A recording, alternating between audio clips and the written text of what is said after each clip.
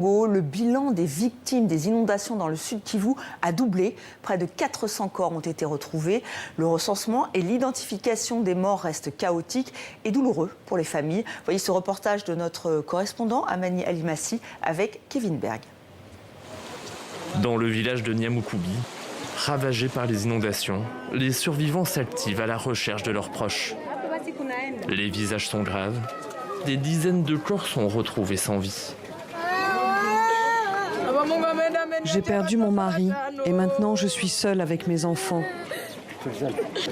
Bissimvoa Alels Mouloumé fouille sans relâche pour retrouver le corps de son petit frère. Hache à la main, il tente de découper l'arbre tombé sur sa maison. Nous continuons de rechercher les personnes emportées par la rivière. Beaucoup d'entre eux étaient au marché, d'autres étaient dans leur maison ici.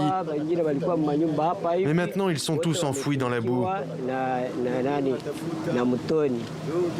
C'est pour ça que je creuse, pour voir s'il a été emporté, mais c'est quasiment impossible de le retrouver. Tout a été emporté, même les magasins.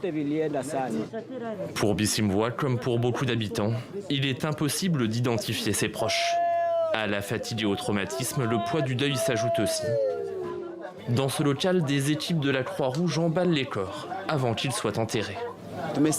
Nous avons perdu beaucoup de personnes et de biens. Jusqu'à présent, nous continuons à ramasser les corps et nous n'avons pas encore de bilan exact. Ça évolue. Les corps se ramassent dans la boue. D'autres de l'autre côté du lac Kivu. Des enfants, des papas, des mamans. Il y a vraiment de très jeunes enfants. Dans un hôpital voisin, les blessés arrivent eux par dizaines. Les conditions de soins sont sommaires, manque de médicaments, manque d'équipements. Soigner correctement les blessés est presque impossible. Nous avons 56 malades au sein de notre hôpital qui sont en train de bénéficier tant soit peu de soins. Mais on doit dire que les difficultés par rapport à leur prise en charge, seulement pour le premier soin se posent. Donc, notamment dans des médicaments et beaucoup plus dans des consommables. Les consommables, ce sont des gants, des seringues, des compresses et tout le reste.